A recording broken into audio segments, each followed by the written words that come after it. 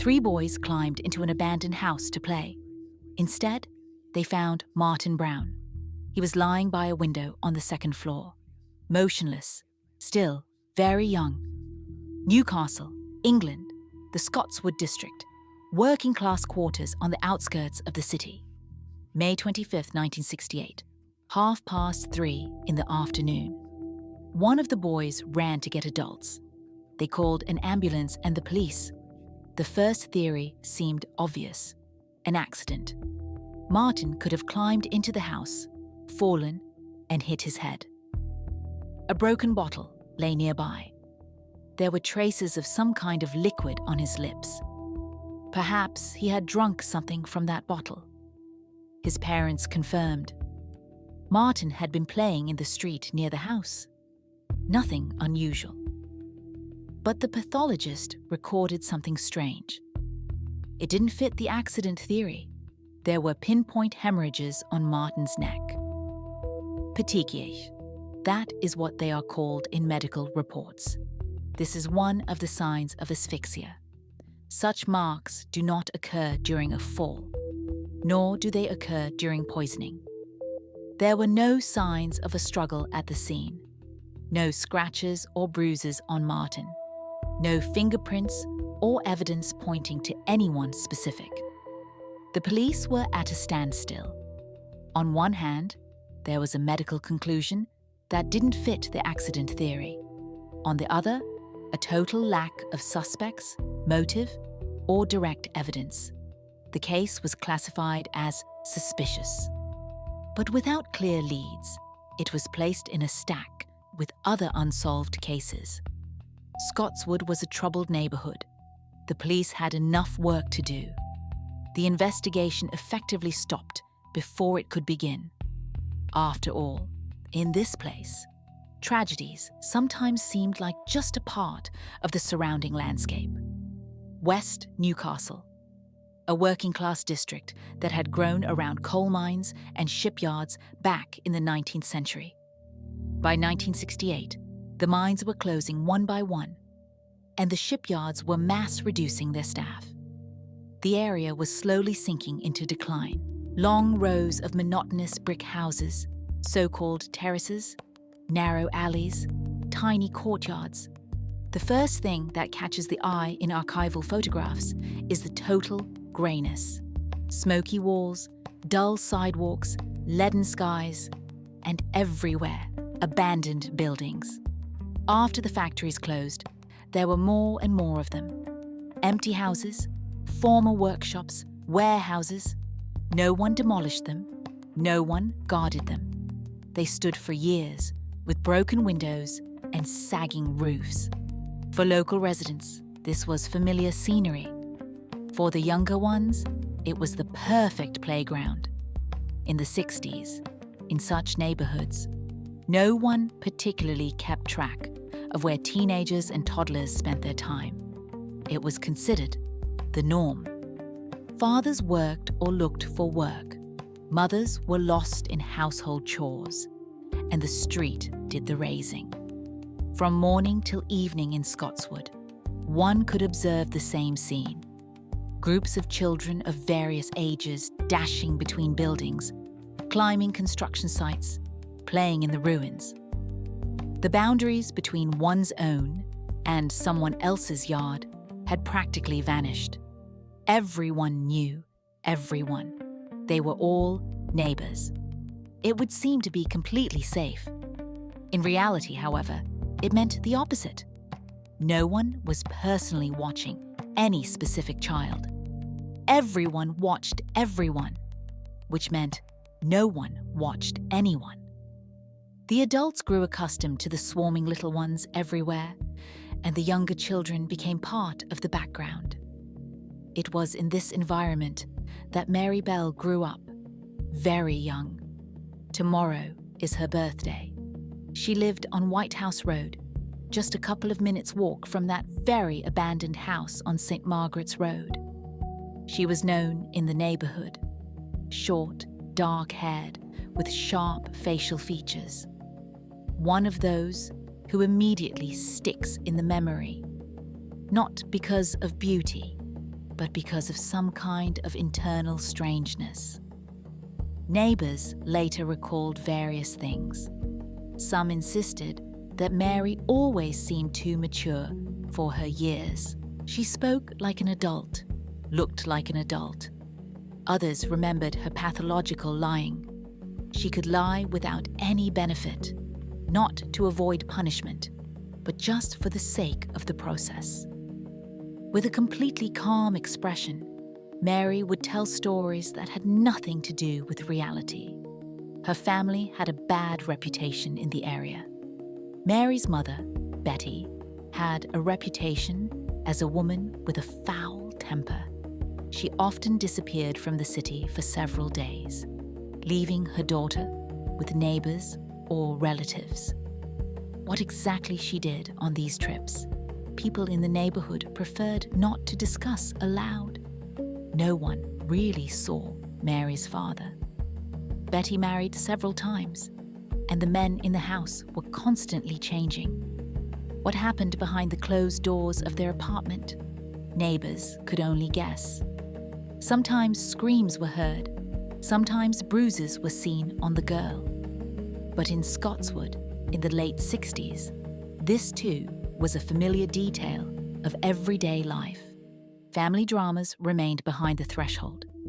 Mary spent almost all her time outside the house, and almost always in the company of Norma Bell.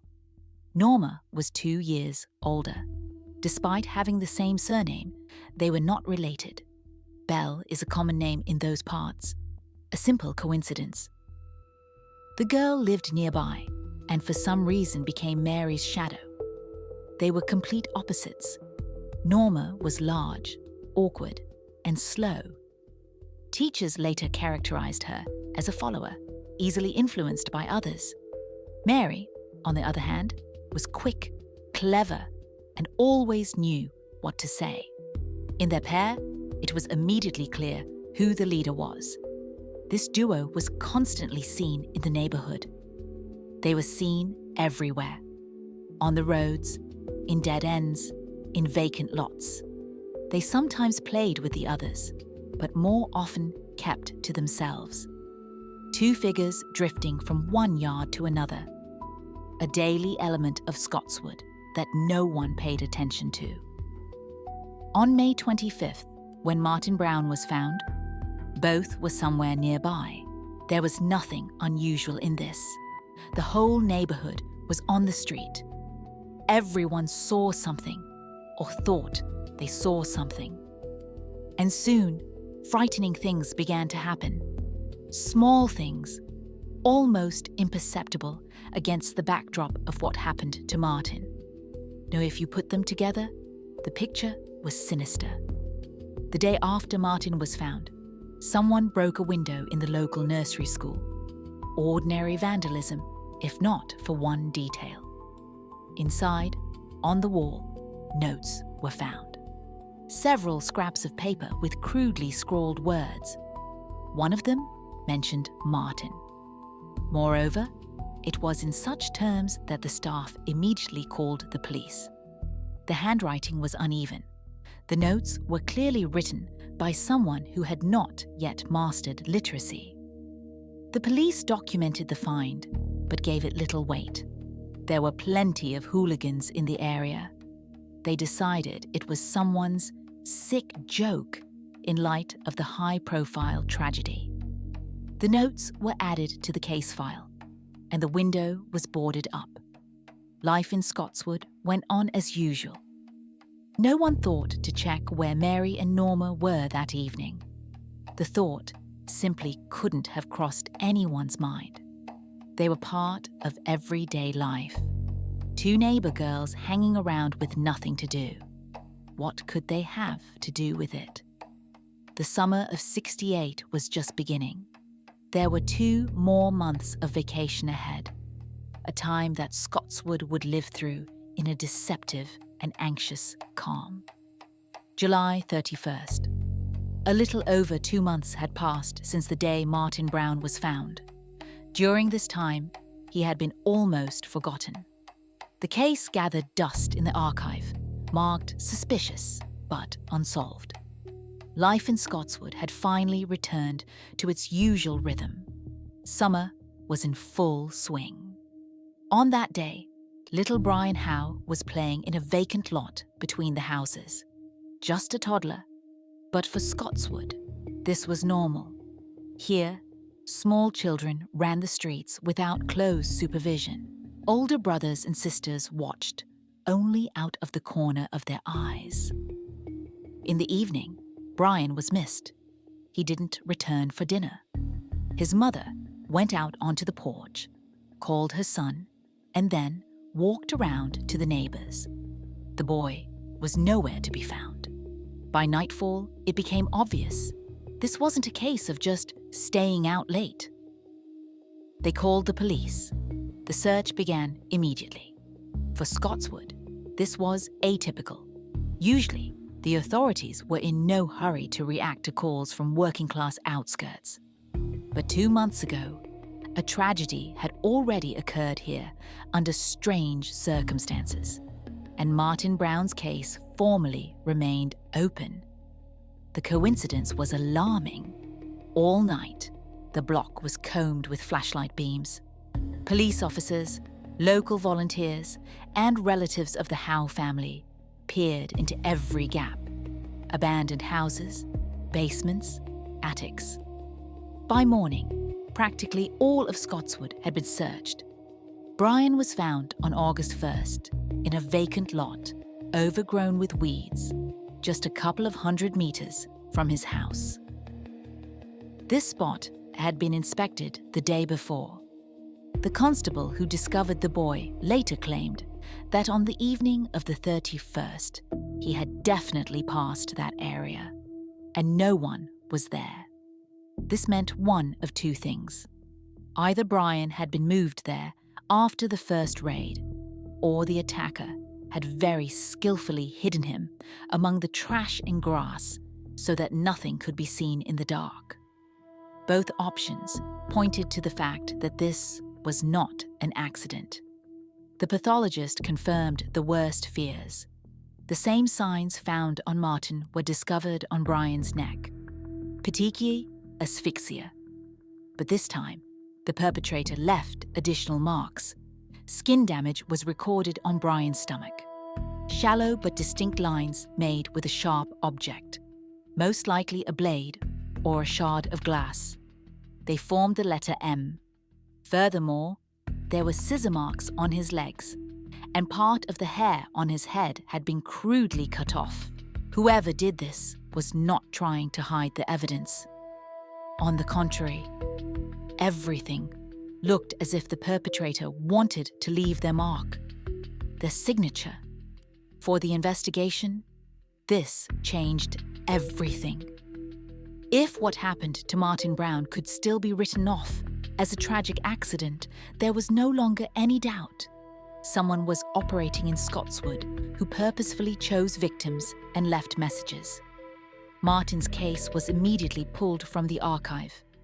Now the two tragedies were treated as a series.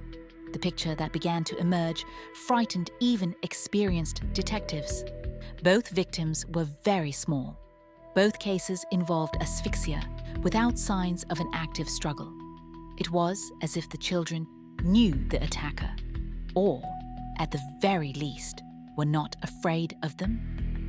The police officially announced a serial criminal was operating in the area. The newspapers immediately picked up the story. Headlines were filled with frightening phrases: "The monster in Newcastle," "The hunt for toddlers." Journalists flocked from all over England. Scotswood was suddenly at the centre of national attention. For the local residents, it was a shock. Parents stopped letting the younger children onto the street, and in the evenings, the blocks emptied instantly. People were afraid of their own shadows, and everyone wondered about one thing. Who was this person walking among them and choosing victims? Investigators compiled a preliminary profile. An adult male, a local, possibly a loner, with psychiatric problems. The letter M on the boy's body could point to a name, and the police began walking through lists of all residents whose initials matched this clue. A hotline was set up. There were hundreds of calls. Neighbors suspected neighbors. Someone noticed strange men near the school or suspicious cars. Detectives checked every lead and questioned dozens of people. But no one fit the role of the primary suspect. The Newcastle police requested data from all available sources: clinic patient lists, files of released prisoners, registries of persons on record for offences of a certain nature. They even checked databases from neighbouring counties in case the subject was a traveller. The work performed was colossal.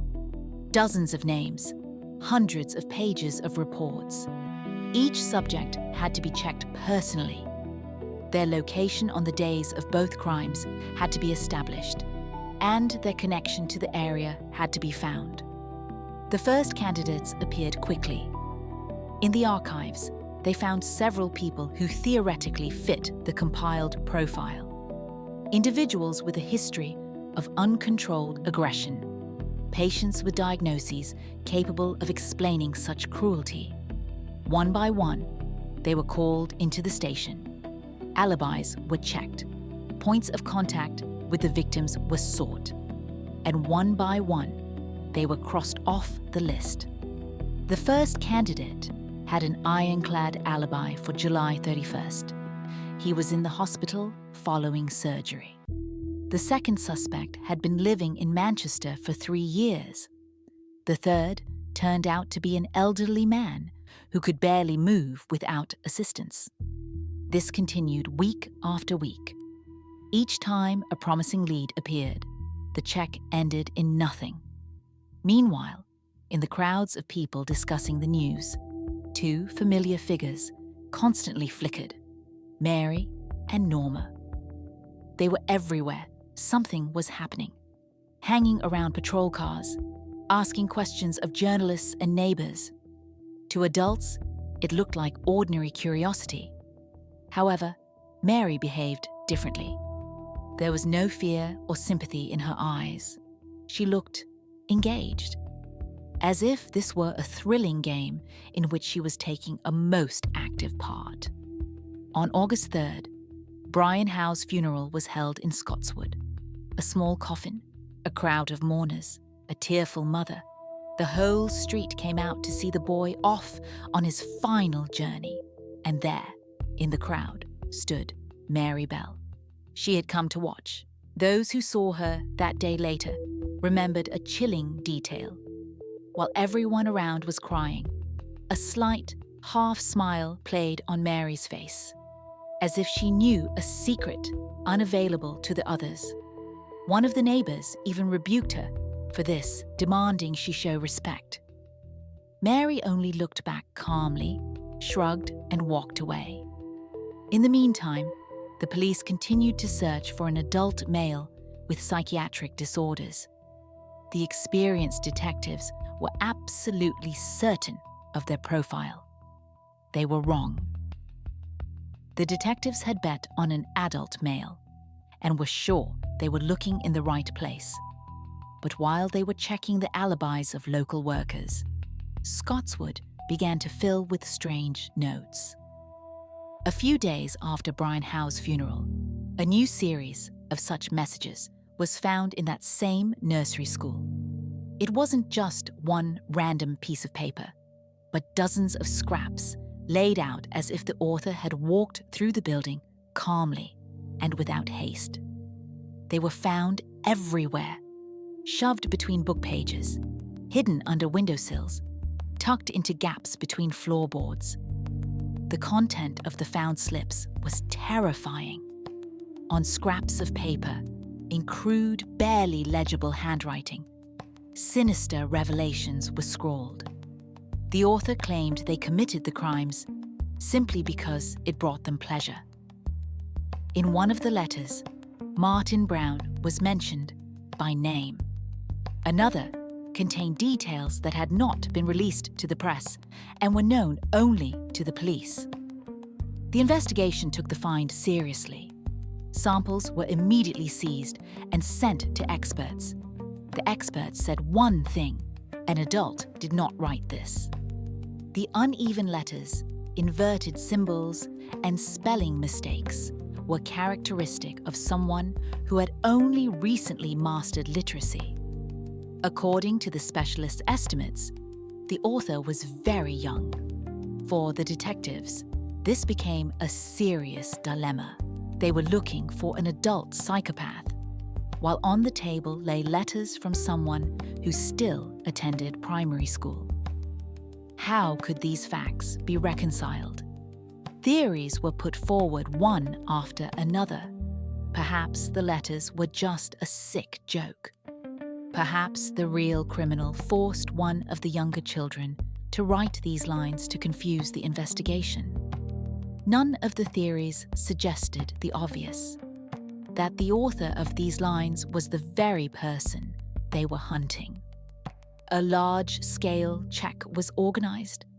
Handwriting samples were collected in all Scotswood educational institutions.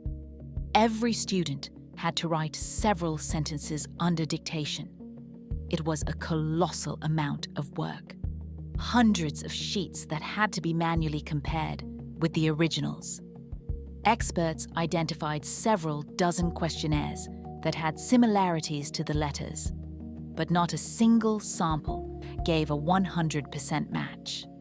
Among these questionable works was the handwriting of Mary Bell. Experts noted the characteristic writing of individual letters, but the exact same similarity was found in 15 other students. Without direct evidence, this lead meant nothing. In parallel, forensic scientists continued to study the vacant lot where Brian was found. The ground was literally dug up centimeter by centimeter, and a pair of scissors appeared on the investigator's table. Ordinary household scissors, slightly rusted with plastic handles. They were found in the thick grass, 10 meters from the scene. The detectives immediately remembered the cut strands of hair. They were immediately sent for fingerprinting, but no clear prints could be identified on the handles. Only smeared spots, unsuitable for identification. The scissors were checked against all databases. Local residents were questioned.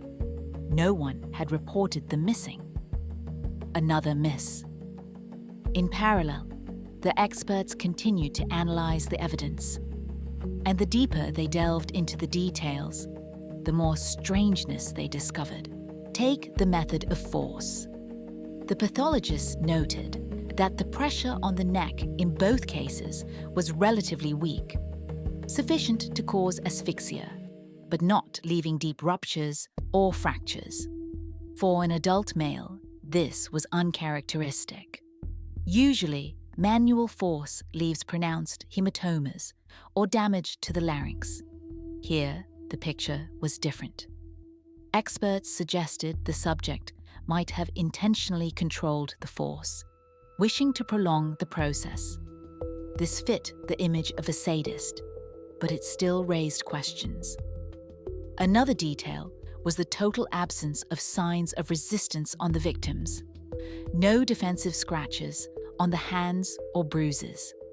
Usually, the person being attacked instinctively tries to push the attacker away or break free. Here, everything looked as if Martin and Brian had not resisted at all, or simply did not understand what was happening. Detectives built theories.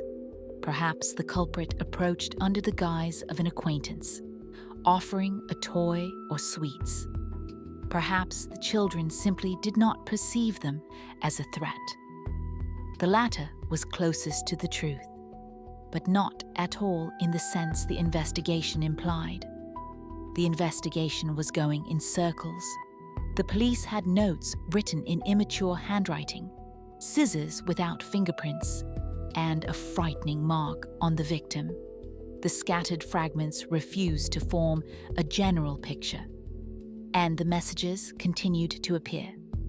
They were found at school, in mailboxes, and dropped at the doors of houses. The tone became increasingly bold. In one of them, the author openly mocked the helplessness of the police. In another, they promised new incidents. Someone was playing a sophisticated game with the investigation and getting visible pleasure from it. The police increased patrols and set up hidden surveillance, hoping to catch the author red-handed. No, they seemed to sense the danger. Letters appeared in the most unexpected spots. The anonymous writer knew the area perfectly. By mid-August, the investigation had reached a total dead end. Panic in Scotswood had reached its limit. The press was demanding heads, and the superiors were demanding results. And then the investigation decided to change tactics. Since physical evidence was silent, behavior had to be studied. They had to look for those showing a too lively interest in the case. At some point, Chief Inspector James Dobson voiced a thought that seemed absurd to many. He suggested they were looking for the wrong person, that all the evidence pointed to someone atypical. Notes written by an immature hand, weak pressure during the assault, victims who saw no danger in the culprit. And here they ran into a problem. They were keeping themselves in a cage. The profile: adult male, loner, mentally unstable, local. This image was convenient, familiar, and understandable. One could work with it using ready-made lists and databases. Therefore, even when the evidence pointed to a schoolchild's hand, children's scissors, and the presence of a teenager near the cordon, the investigation still continued to look at adult men, simply because that was how they were accustomed to thinking. This approach was based on years of forensic experience. It worked in most cases. The problem was that the tragedy in Scotswood had nothing to do with statistics. Colleagues greeted Dobson's version with skepticism. Yes, the evidence was strange, but the theory that someone young was behind it seemed absurd. In British forensics of that time, there was simply no such precedence. Dobson didn't argue, but the thought stuck in his head. He began to pay attention to those who constantly hung around the police cordon, to those who asked too many questions and knew details that hadn't made it into the newspapers. And very quickly, one name surfaced: Mary Bell. The constables patrolling the area in those weeks noticed the same pattern time and again. Wherever a police car braked, wherever a cordon was set up, they were always nearby. Mary and Norma Bell. At first, this alarmed no one. In Scotswood, everyone was talking about nothing else. It was logical that the younger ones would hang around. But Dobson began to notice nuances. Norma always remained in a secondary role. She stood at a distance, silent, sometimes nodding to her friend. A typical follower. Mary, on the other hand, behaved boldly. She herself approached the police officers. She herself struck up conversations. And her questions were atypical.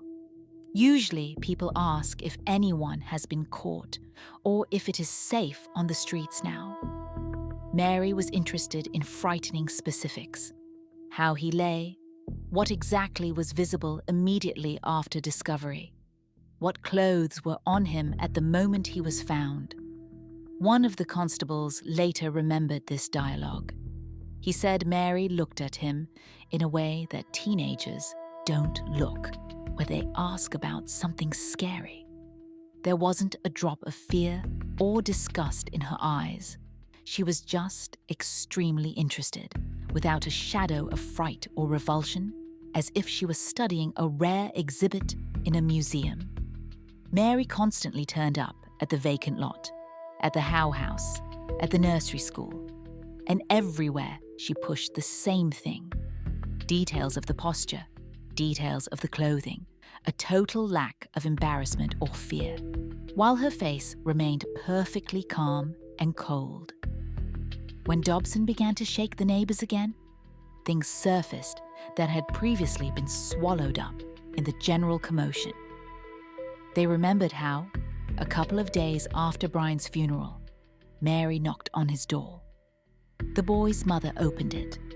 The girl, quite calmly, inquired about the possibility of seeing Brian with her own eyes. The woman, crushed by grief, tried to explain that her son was no longer there. Mary only nodded calmly, explaining that she was well aware of that, and her only desire was to see him one last time. Brian's mother simply closed the door. At that moment, she was too shocked to realize what she had heard, and those dark, attentive eyes of Mary's, in which there was neither sympathy nor the slightest embarrassment. At Brian's funeral on August 3rd, witnesses also recorded something strange. While everyone around was drowning in grief, Mary was smiling. Not a wide grin, no. It was a barely noticeable half smile, as if this entire funeral procession were just an exciting performance for her. One of the neighbors couldn't stand it and made a remark to her. Mary stated that crying now was completely pointless, as it changes nothing and no one returns because of someone else's tears. A few days later, Brian's aunt met Mary on the street.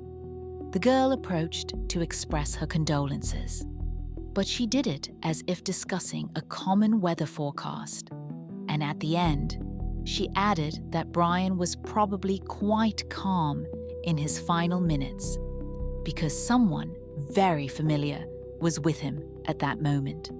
These oddities accumulated. Neighbors discussed Mary's eccentricities, but no one dared to connect them to what had happened. Everyone wrote it off as a difficult character and a troubled upbringing. Only Dobson decided to dig deeper. He gathered all the reports related to Mary and Norma and laid them out before him on the desk. The picture was frightening. Constant presence at the scenes of the incidents, an abnormal interest in the details of the tragedy, and a total absence of normal human emotions. The detective requested data on Mary's family. Teachers added color. Mary was frighteningly smart, but loved manipulating those around her and lying without any apparent reason. One of the educators remembered Mary hurting a bird in the schoolyard. When she was caught red-handed, she gave the same answer. She was just extremely curious. In forensics, there is the concept of returning to the scene of the crime. Criminals often do this to relive their triumph, observe society's reaction, and enjoy the result of their labors. Mary did all this openly. Either she didn't realize how suspicious it looked, or she intentionally wanted to be noticed. The detective approached the map of the area hanging on the office wall. He marked with pins the places where the notes were found, the points where Mary and Norma were seen, Martin's house, and Brian's vacant lot. All key points were within walking distance of each other. Whoever committed these atrocities knew the territory perfectly and could move through it at any time of day without causing suspicion. The profile of the adult loner in no way fit this scheme. An adult male in such a cramped neighborhood would have certainly attracted attention, but a local girl whom everyone was used to ignoring blended perfectly into the general background. Dobson understood that his theory sounded insane for the time. Suspecting a schoolgirl of serial crimes was outside the bounds of everything the British police knew then. but the facts stubbornly pointed in one direction. This story surfaced earlier than Dobson expected. It happened on May 29th, 4 days after Martin Brown was found. The neighborhood was still buzzing, and Martin's mother was only beginning to realize that all of this was not a bad dream. June Brown was still in deep shock. Each of her days was the same, gray, empty. She had almost stopped going outside. That evening, there was a soft knock on her door. June opened it, hoping to see one of her relatives. However, Mary Bell stood on the threshold. June was acquainted with her, as in Scotswood, everyone knew each other by sight. Mary froze on the threshold with an absolutely expressionless face. She said hello and casually stated her desire to see Martin, just like that, to look at him. June did not immediately grasp the meaning of what she heard. She replied that Martin was no longer there, that he had gone just a few days ago. Mary only nodded calmly in response. She confirmed that she knew perfectly well about that, but still insisted on her point. She would like to go into the room where he slept or look at his things. She was just curious. Curious. That word echoed in June with unbearable pain. Her son was gone, and this girl was just curious. Martin's mother slammed the door. After this incident, rumors went around the street that Mary had hung around the house and tried to peek inside through the glass. Information about Mary's visits to June Brown reached the police later. For Dobson, this became a decisive detail. Targeted visits to the victim's mother just days after the tragedy. This defied any logic. It was a conscious action. Dobson entered this into his personal file. For now, it was only intuition. Not enough to bring charges, but quite enough to not take his eyes off this pair for a minute. A mass canvassing of Scotswood residents began in the first days of August. The Newcastle police decided to go into every house and talk to absolutely everyone, from the elderly to the youngest family members. The investigation understood. Someone in this cramped neighborhood must have noticed something. People were questioned according to a standard, grueling scheme. Their exact whereabouts on the day of Brian's disappearance were established. They were asked about suspicious movements in the area of the vacant lot. When it was the turn of Norma Bell's house, the constables first spoke with the girl. Norma was alone. The officers thought this was for the best. Without adults, teenagers sometimes behave more freely. However, Norma answered in monosyllables, saying she knew nothing and remembered nothing. But something caught Dobson. The girl didn't get confused and didn't make excuses. She simply shut down. This cold refusal to make contact forced the detective to return to her again.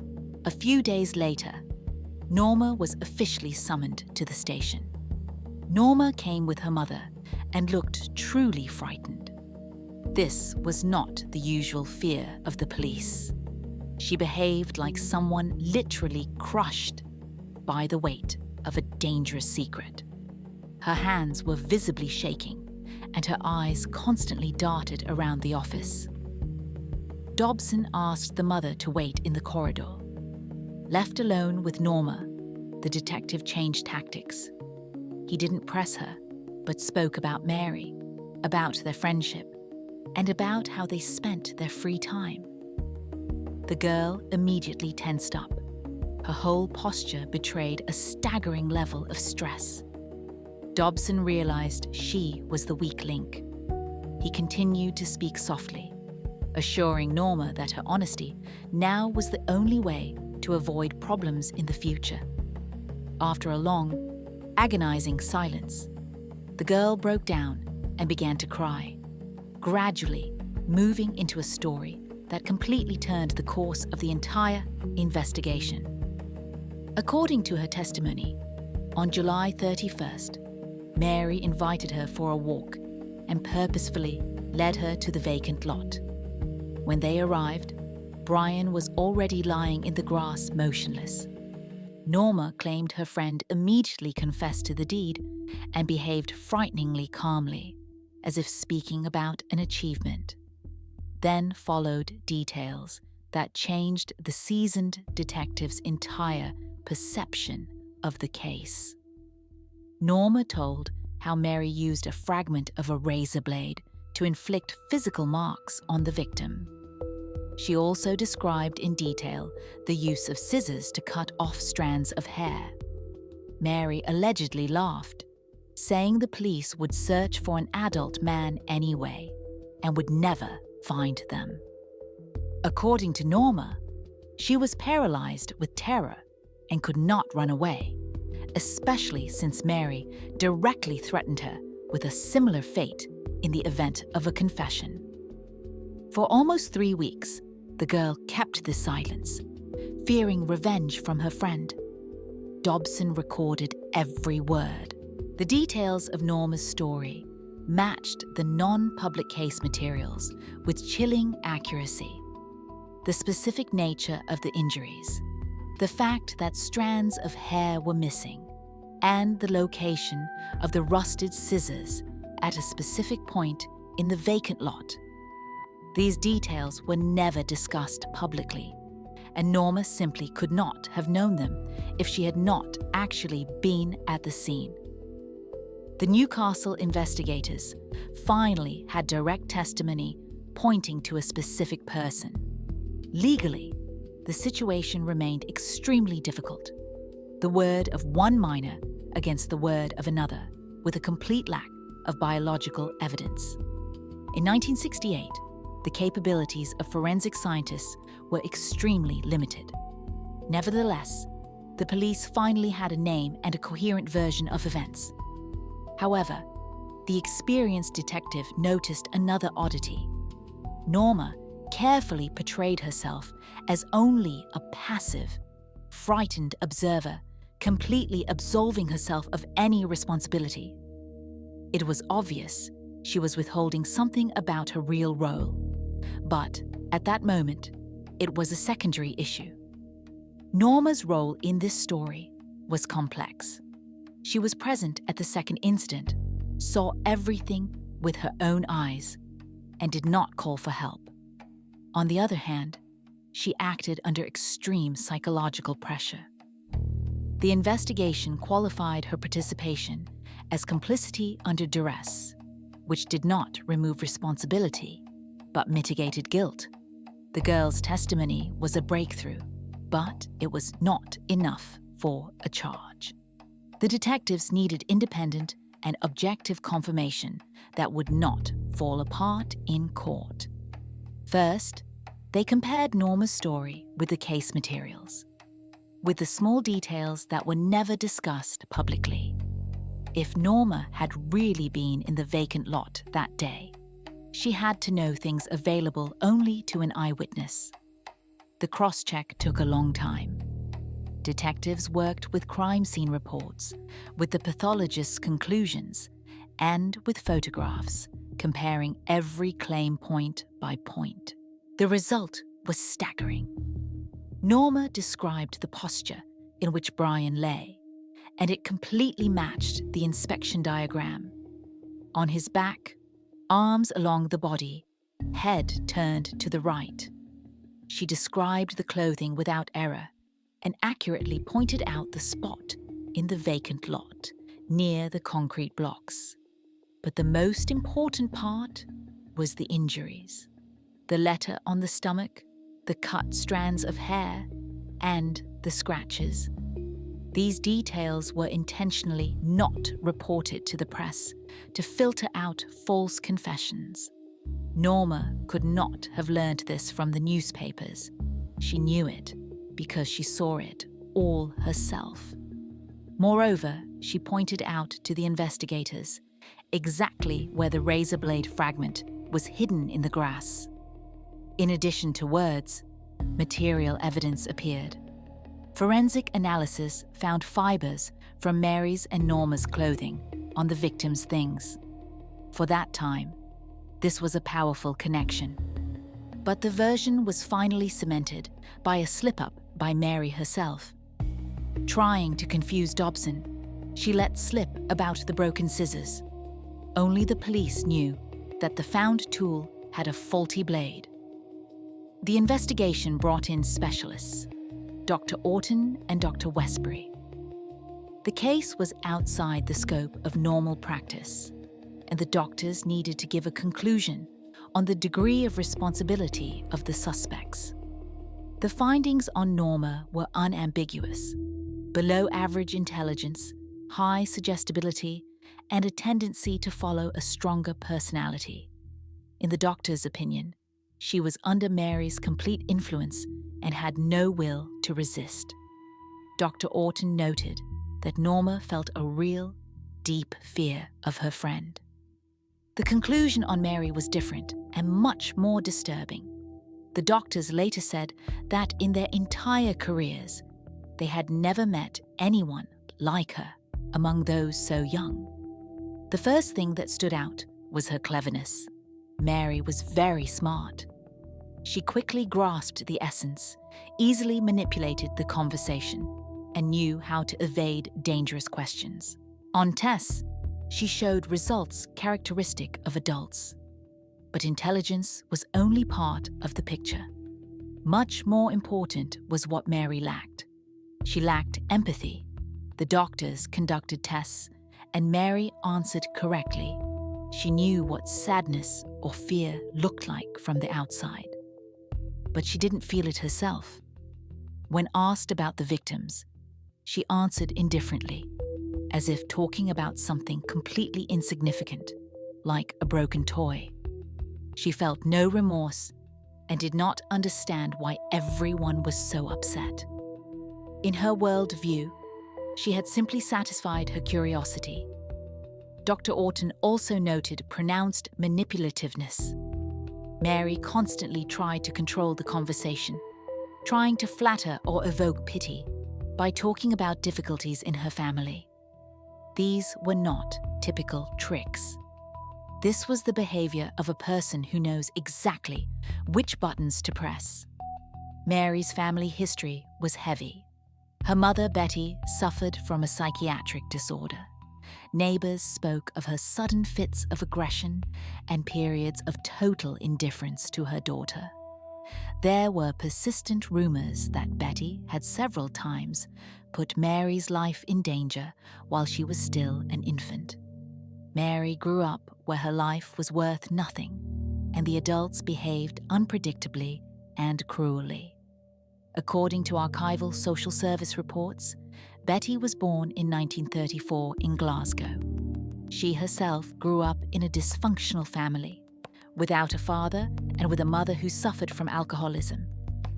In her youth, she left home and moved to Newcastle. There, she survived on odd jobs. Mary was born in 1957. Who her father was is still unknown.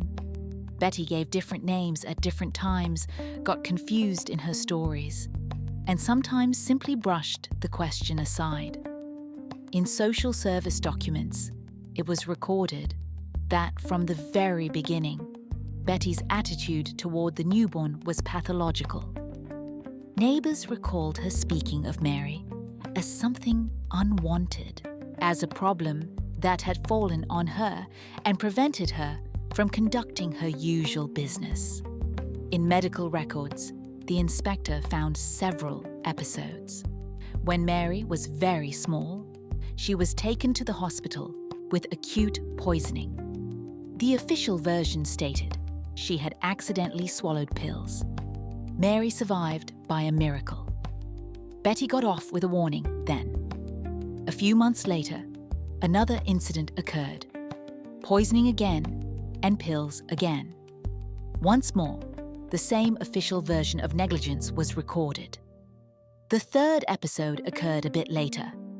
Mary was found on the street late on a winter evening, alone, and several blocks from home.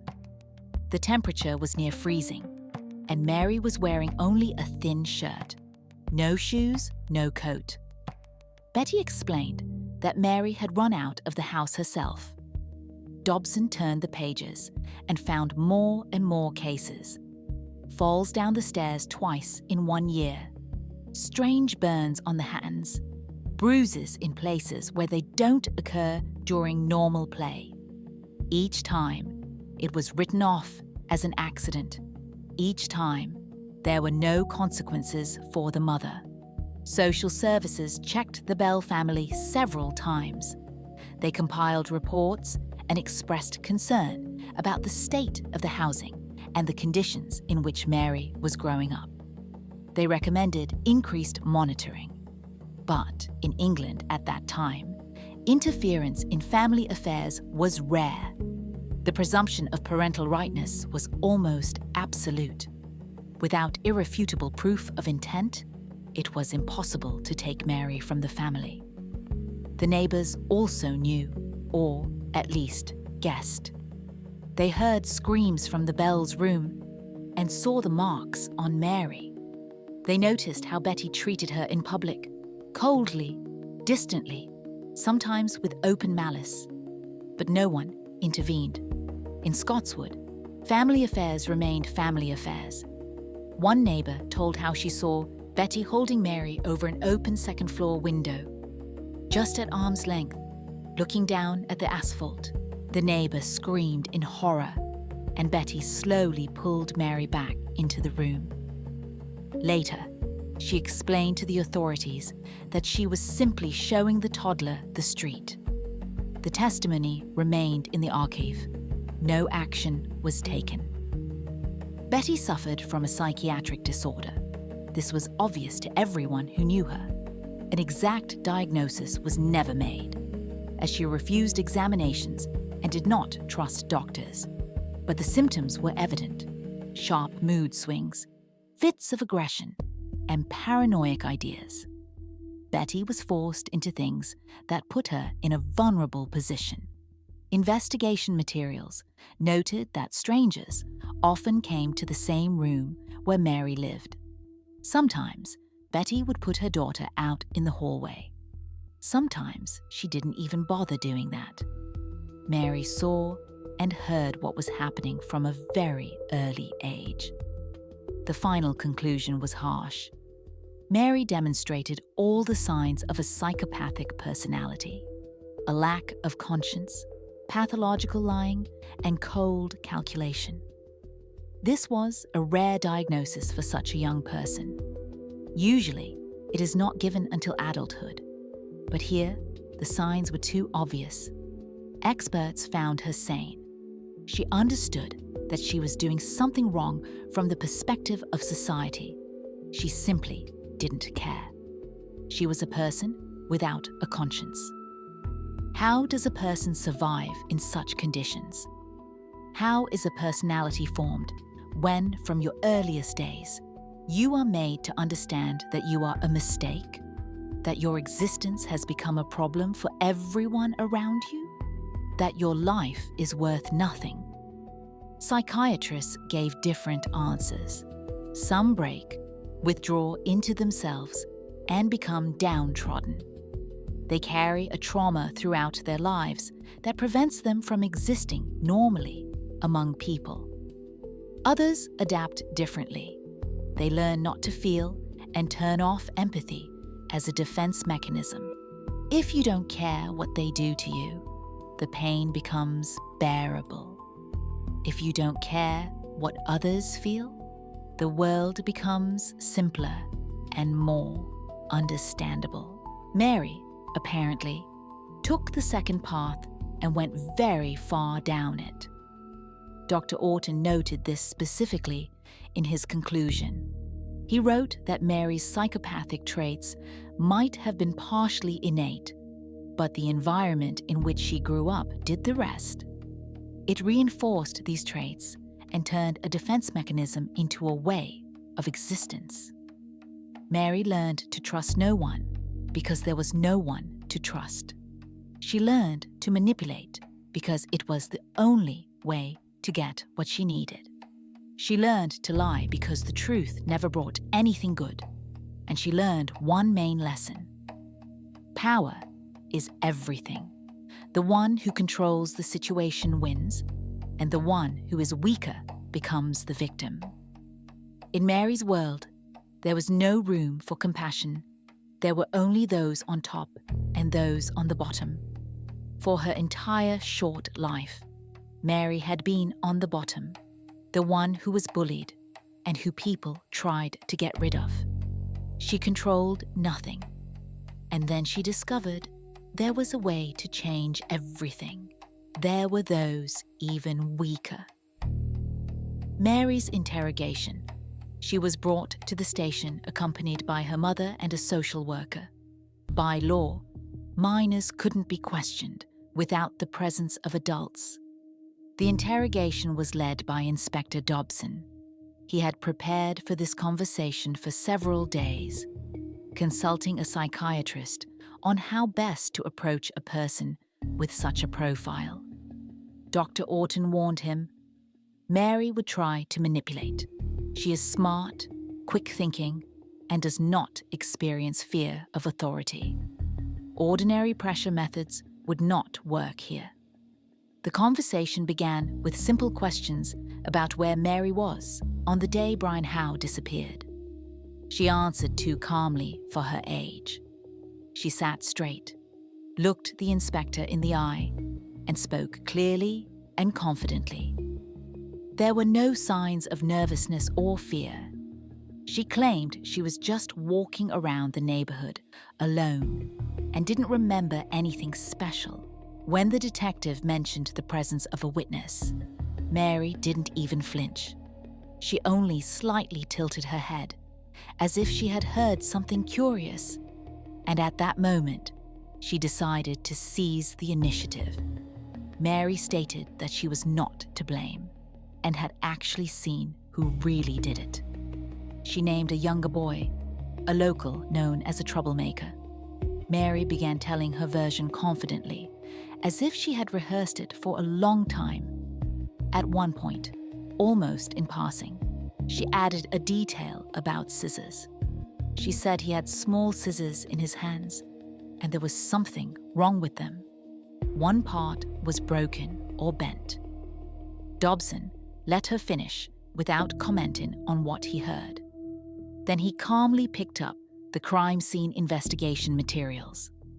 The scissors found at the scene of the tragedy were indeed broken. And only the police knew this detail. It had never been mentioned in the newspapers.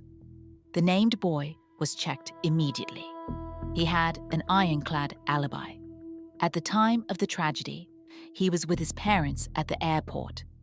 At that moment, it became clear to Dobson that Mary was not confused and was not fantasizing out of fear.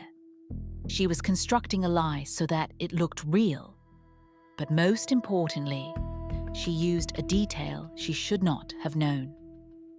Dobson changed tactics. He suggested Mary simply reason, without reference to specific individuals, what such a crime might look like purely logically. He was counting on her overconfidence and her need to show superiority. And he was right. Mary livened up, as if solving an interesting puzzle. She began to speak in a businesslike tone, without emotion or pauses, describing the physical signs of a person's final moments, how the face changes, how the reaction disappears, and the gaze gradually becomes empty. The room went quiet. The adults listened to a child speaking about a life ending as if it were a mundane detail. Mary explained that the gaze becomes like a doll's. Fear is visible in it, and then nothing. She described it as if she had observed it personally, from a close distance. A flash of realization appeared in Mary's eyes for a second that she had said too much, but the mask returned to its place. She stated that she was just guessing, as she possessed a good imagination. But Dobson had obtained factual confirmation. Mary knew details available only to an eyewitness. Her words were recorded on tape. Repeat graphological examination. Dobson contacted the country's leading handwriting expert. He requested all materials: the original notes, Mary's school notebooks from the past 2 years, homework, and any documents written in her hand. The specialist worked on the analysis for almost a week. A microscopic study of pressure, an analysis of the angle of the letters, and a study of the characteristic features of individual elements. He compared each note with dozens of samples from school notebooks. The results were unequivocal. Mary Bell's notes and schoolwork were written by the same hand. The expert gave a categorical conclusion based on a stable complex of individual handwriting characteristics present in both sources. He pointed to the characteristic slant of the letters, the manner of connecting certain elements, and the habit of not finishing the endings of long words. The combination of these signs excluded the possibility of a coincidental match.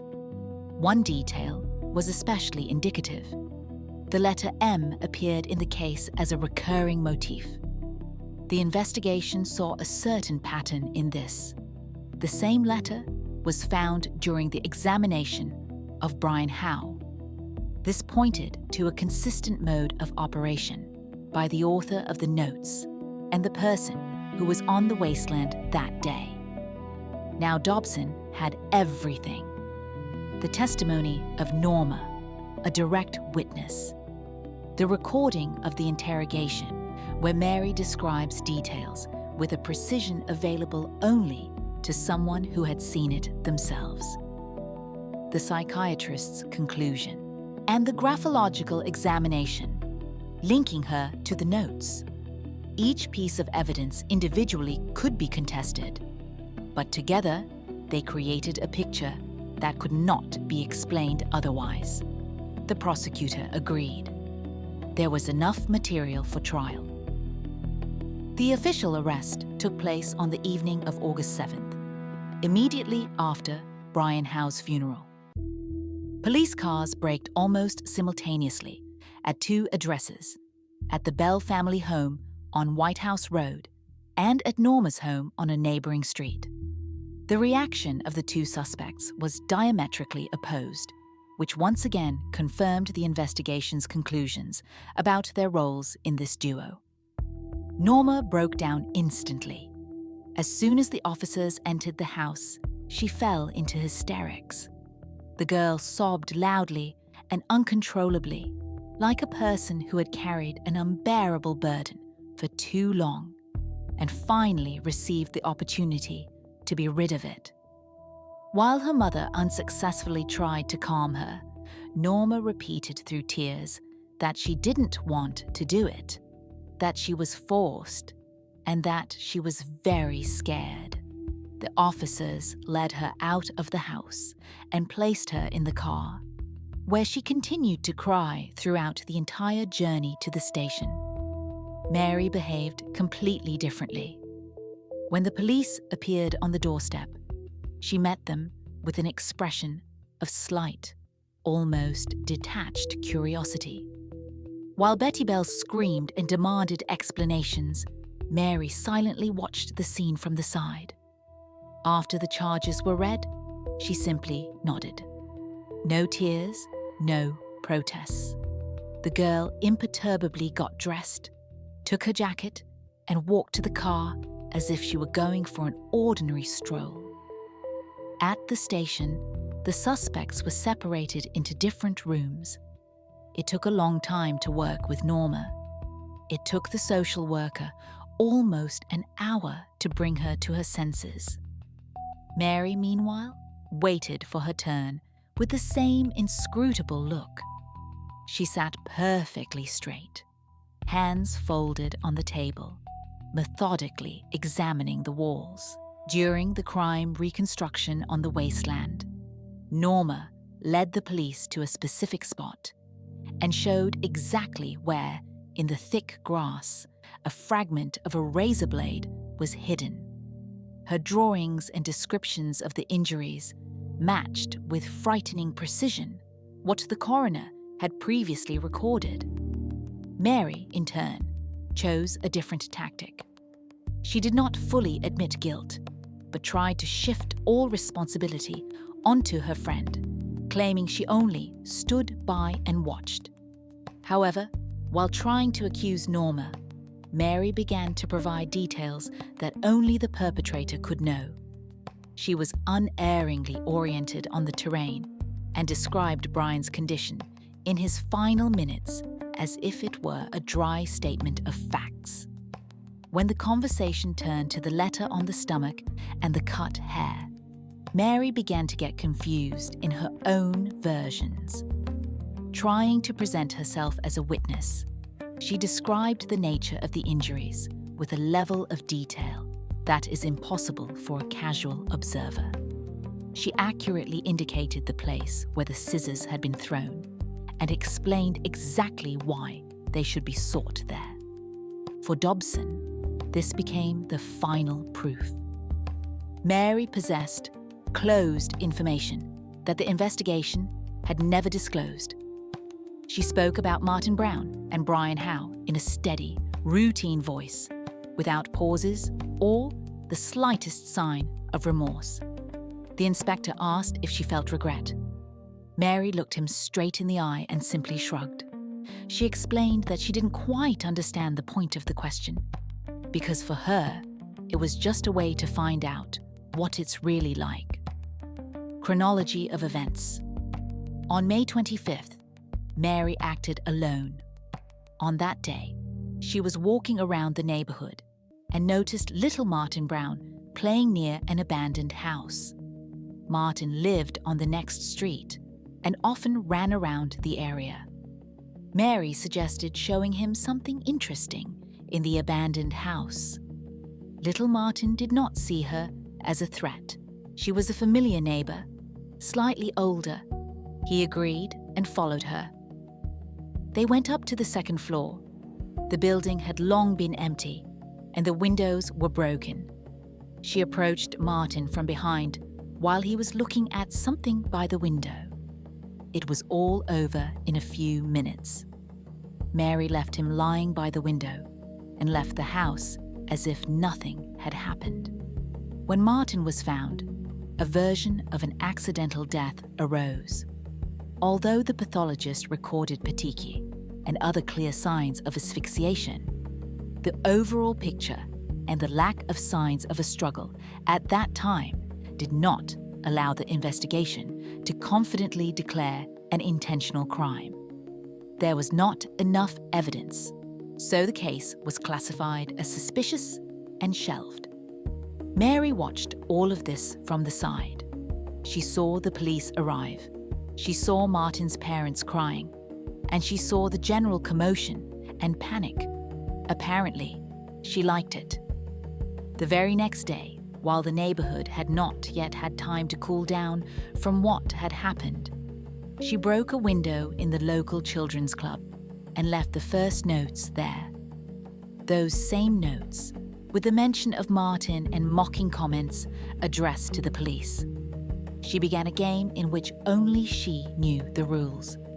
For 2 months, Mary lived a normal life, went to school and played with her peers. But inside, something had changed.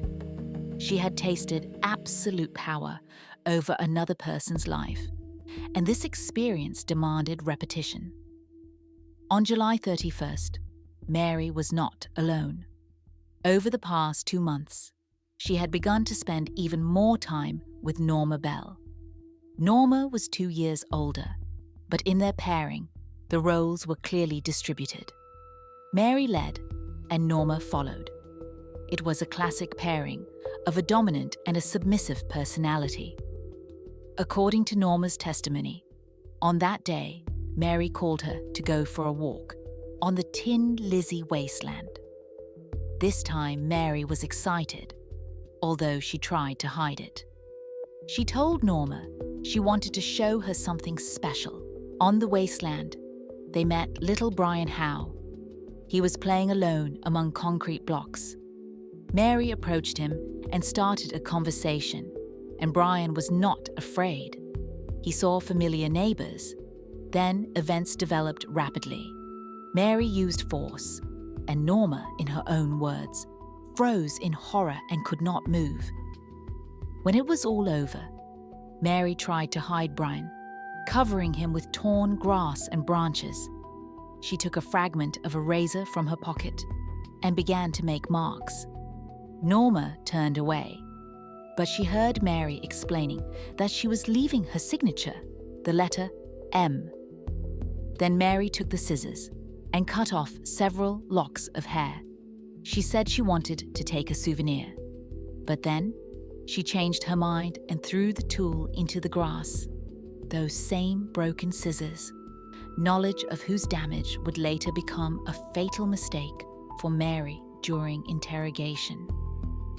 Mary promised Norma that she would be next if she told anyone. Norma believed her because now she knew exactly what her friend was capable of.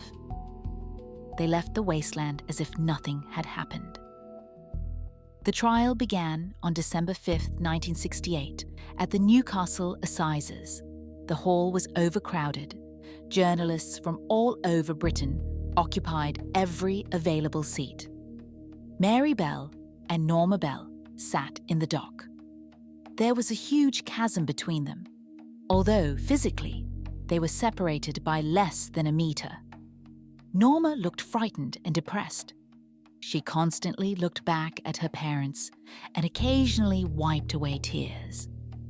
Mary sat straight, with the same imperturbable expression. She examined the room with slight curiosity, as if she had come to an interesting performance. The prosecution presented all the collected evidence. Witnesses succeeded one another. Neighbors spoke about Mary's strange behavior and her visits to the families of the victims. Constables described how she was constantly hanging around places connected with the investigation. Teachers recalled cases of cruelty toward animals. Dr. Orton presented his conclusion personally. He spoke about the classic signs of psychopathy: a lack of empathy, an inability to experience remorse, manipulativeness, and pathological lying.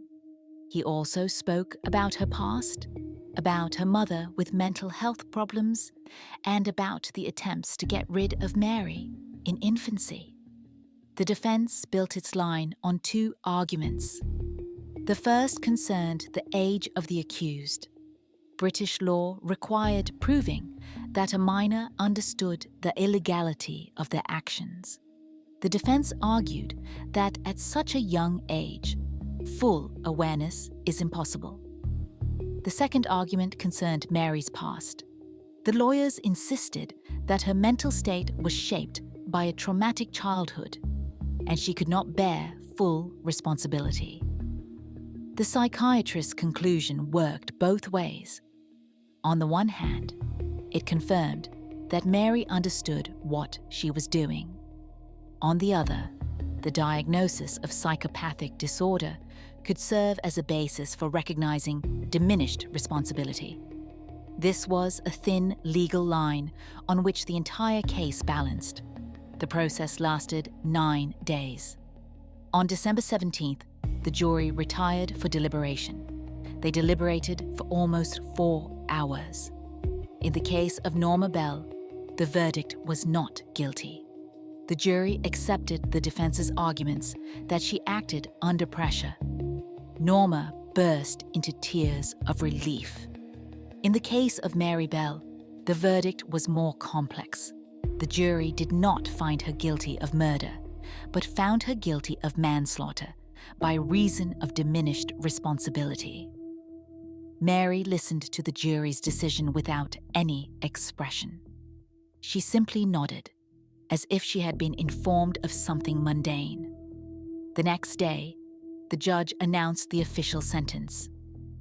Mary Bell was sentenced to detention for an indefinite period, at Her Majesty's pleasure. Effectively, this meant a life sentence with a possibility of review. She was sent to a special institution for juvenile offenders, where she was to receive psychiatric treatment. The judge added that this was one of the most difficult cases in his practice. He expressed hope that Mary would receive the help she needed and emphasized that society must be protected from her until specialists decided that she no longer posed a threat. Mary was led from the courtroom under flashes of cameras. At such a young age, she became one of the youngest people convicted of such crimes in British history. Norma was released into the custody of her parents. She returned to Scotswood, but life there became impossible. The family soon moved to another city and changed their surname. Norma lived with this heavy burden, trying to forever leave the events of that summer of '68 in the past. For Mary Bell, a new chapter was beginning. She would spend her entire adolescence in isolation, remaining under lock and key until the state machine deemed her safe to return to the world of ordinary people. 12 years behind bars. First a special institution for minors, then a women's prison. Mary Bell went through a system that was supposed to reform her. In 1980, when she turned 23, the parole board decided to release her. Psychiatrists gave an official conclusion that she no longer represented a threat, that years of intensive therapy had yielded results, and she was ready to live among ordinary people. But there was a serious problem. The name Mary Bell was known to all of Britain. Newspapers regularly published materials about her, reminding readers of the tragic events of '68. If she had come out under her own name, her life would have become unbearable due to constant persecution. Journalists, neighbors, and just curious passers-by. Everyone would want to see the one the press called the Monster of Scotswood. Upon release, Mary received a new identity, a name, documents, and a biography. The legal protection of her anonymity was finally secured by a decision of the High Court in May 2003. This indefinite court order, known as the Mary Bell Order, prohibited for life the disclosure of any data that could identify her or her daughter, and later, the effect of the ban was extended to information about her granddaughter. Violation of this order is punishable by an actual prison sentence. She disappeared, finally dissolving into the daily lives of ordinary citizens. Mary got a job and started relationships. At some point, she became a mother, and later a grandmother. Her descendants are also under the protection of the law, and officially, the details of their lives remain hidden from society, allowing them to exist without looking back at their relatives' past. The Mary Bell case fundamentally changed the British justice system. After this process, approaches to working with juvenile offenders were completely revised. New psychiatric evaluation protocols appeared in judicial practice, and rules for the detention of young prisoners in specialized centers changed. No one knows where Mary Bell is now, except for a narrow circle of official figures. She is now quite old. She has lived a long life under an assumed name, while the families of Martin Brown and Brian Howe continued to carry their irreparable loss for decades. Years after her release, Mary Bell collaborated with biographer Gita Sarini to write the book Cries Unheard. This caused a new scandal in society, as Mary received a fee for the story of her crimes. This situation led to a tightening of laws regarding the profit of convicts from the publication of their stories. putting an end to legal disputes over whether a criminal has the right to earn from their fame. This story remains forever in the memory of the country as a reminder of how frighteningly thin the line is between the innocence of youth and unfathomable cruelty.